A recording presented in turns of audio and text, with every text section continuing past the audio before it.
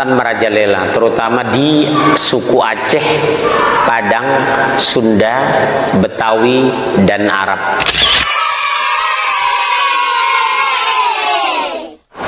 Hampir setiap hari saya menerima laporan ada yang murtad. Shalom, sahabatku dikasih Tuhan, bertemu kembali dengan saya Kersago di channel ini. Bagaimana kabar kita semuanya? Semoga saudara-saudara sekalian yang sedang menyaksikan video ini, kita semua tetap sehat-sehat saja ya. Amin.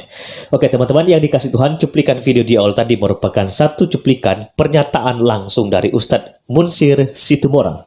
Dia mengatakan bahwa hampir setiap hari dia mendapatkan laporan bahwa banyak sekali orang Muslim yang murtad.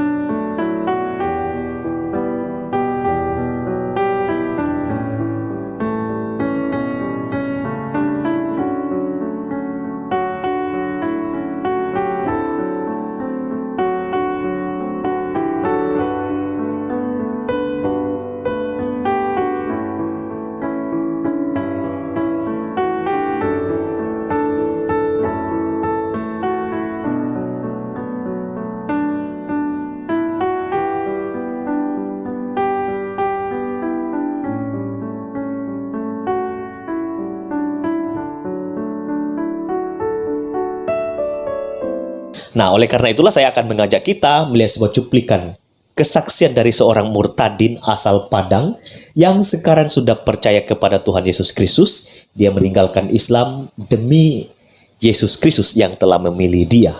Dan juga di akhir video ini saya akan memperlihatkan kepada kita di mana banyak orang yang dibaptis dan sudah percaya kepada Tuhan Yesus Kristus dan menjadi murid Tuhan Yesus Kristus. Dan saya harap biarlah lewat kesaksian ini teman-teman, kita semua mendapatkan berkat dan mendapatkan inspirasi. Dan saya doakan kiranya hidup kita pun senantiasa dipakai oleh Tuhan, supaya kita boleh menjadi garam dan terang dunia dan menjadi surat Kristus di tengah dunia ini. Tuhan Yesus memberkati kita, mari kita saksikan cuplikan videonya. Jadi pada waktu saya mengenal Tuhan Yesus, saya belum menikah. Jadi bagi saya tidak ada mau ngikut suami untuk pindah agama. Karena kita diberi Tuhan akal dan pikiran untuk menguji segala sesuatu, amin. Karena bagi saya, nabi saya itu adalah nabi, atau kita bilang Tuhan Yesus, ya yang diberi mukjizat sama Tuhan, bisa menyembuhkan orang mati, bisa menghidupkan orang mati, bisa menyembuhkan orang buta. Tapi mungkin pada saat itu Tuhan masih menutup semuanya pikiran saya, hati saya. Pada waktu itu berjalannya beberapa waktu, saya menemani seorang misionaris ke Malaysia. Dia ngomong gini, kebetulan marga Sembiring, orang Karo. Dia bilang sama saya, anakku, saya tidak menyuruh kamu untuk Kristen, tapi menerima Tuhan Yesus sebagai Tuhan Juru Selamat. Kalau kamu habis ini kamu mau sholat, nggak apa-apa, dia bilang tuh. Tapi saya bilang, Opung, saya belum, tidak bisa, saya bilang. Karena bagi saya itu adalah sebuah nabi. Tapi memang mungkin waktu itu masih keras hati saya. Sampai di Malaysia, saya menginap di rumah seorang beragama Hindu, orang India Tamil. Karena Opung ini seorang misionaris, dia akan pergi misionaris ke India. Jadi pada saat itu, malam itu saya di rumah orang India Tamil itu memberikan sebuah buku. Buku itu di depannya itu bergambar masjid sama bulan sabit. Jadi saya bilang, loh kenapa orang ini memberi saya buku?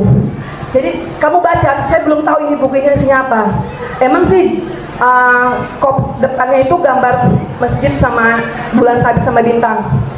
Jadi saya baca, tapi tiba-tiba saya membaca dari halaman demi halaman, saya tertampar dan shock dan kaget dan tidak terima. Kenapa?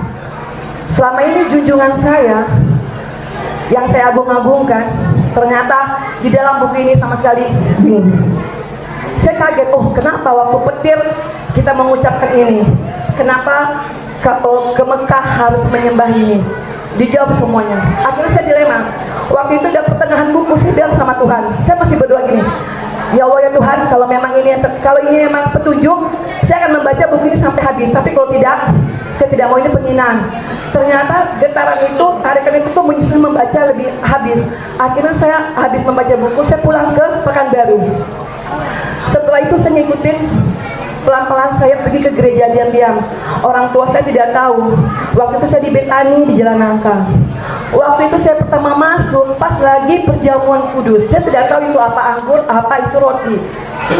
Tiba-tiba lagu ini, ya Aba Bapa, ini aku anakmu, layakkanlah seluruh hidupku. Saya mendengar lagu itu saya merinding, bukan karena ada setan, tapi tiba-tiba kayak saya dibelai.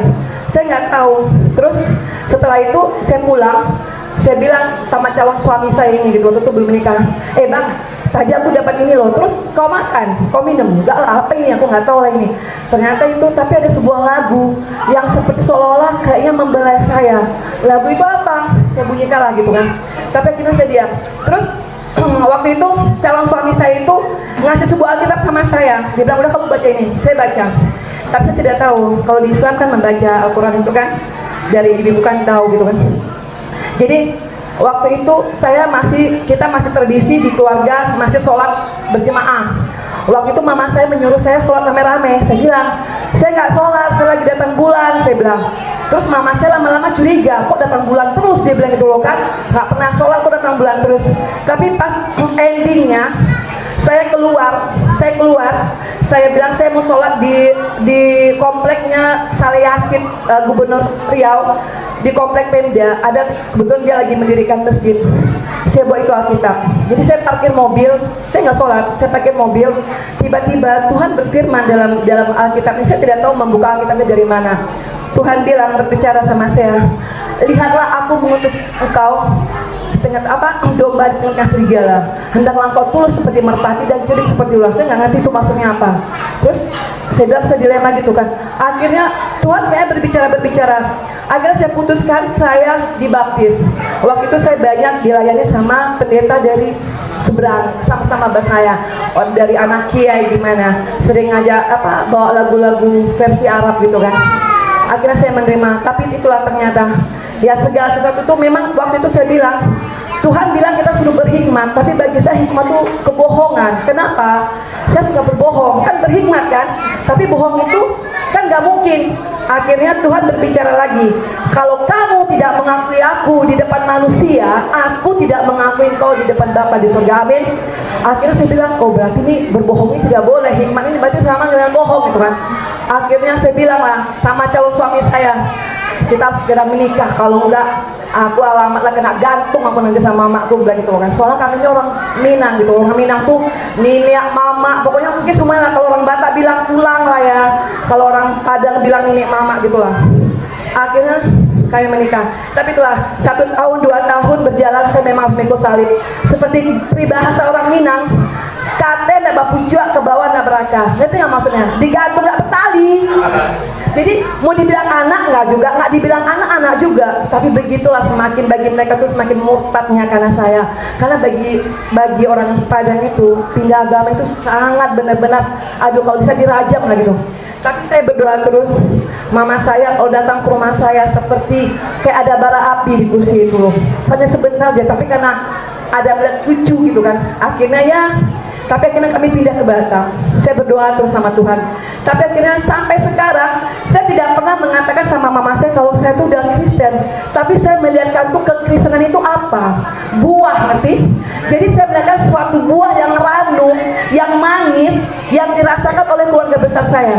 Kalau saya bilang saya udah Kristen, tapi tidak ada Yesus di hidup saya, di hati saya, merupakan suatu gersang. Saya merasa gimana ya, saya melawan, tidak ada kasih, panjang sabar. Mungkin bagi orang tua saya suatu udah benar-benar rugi besar deh. Udah dikasih anak ke orang Batak, dia bilang itu loh kan, udah masuk Kristen, udah muntah lah, bermacam-macam lah kutukan gitu kan. Tapi saya pelan-pelan, saya bilang, buat ingat kekristenan. Tapi puji Tuhan, berjalan waktu, kami berdoa terus. Akhirnya mama saya, dia bilang tidak mendukung, tapi dia mengakui bahwa Yesus adalah juru selamat kita. Amin. Karena nama yang begitu berkuasa, nama yang tidak pernah istilahnya itu mujizat Tuhan dari dahulu, sekarang, sampai selama-lama tidak pernah berubah. Orang tua saya bisa merasakan. Jadi sekarang pun saya kemarin bilangin sama mama saya, "Mah, pinjam saya ijazah." "Mau ngapain kamu ijazah?" gitu kan. SD, SMP, SMA, kuliah. "Aku mau kuliah lagi, Mah." "Kuliah apa?" "STT." "Oh, mau ambil pendeta ya?" "Kayak Mama Dede lah," dia bilang gitu kan. Tau kan Mama Dede yang di TV-TV itu, sampai di